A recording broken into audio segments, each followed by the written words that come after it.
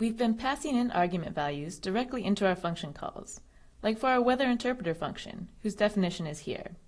We've passed in different integer arguments for the temperature, like 4 and 32.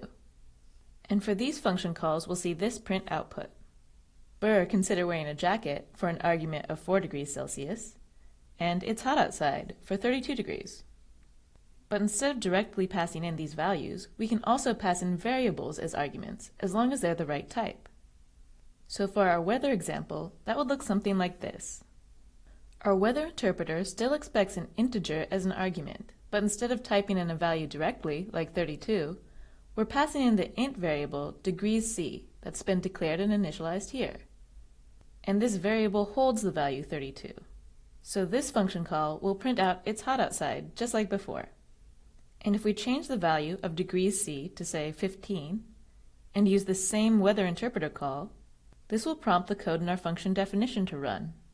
And we'll go through our if tests, this time with temperature equal to 15.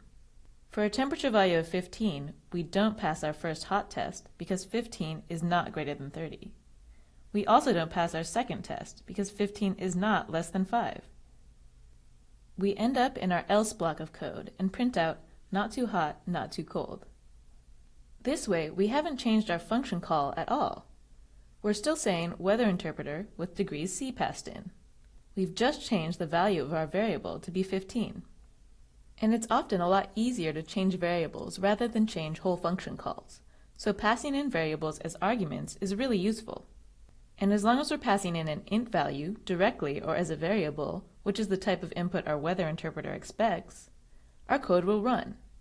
And this goes for any function that expects input. As long as we're passing in the type of variable our function expects, as a variable like degrees C or as a direct value like 32, our function call will work.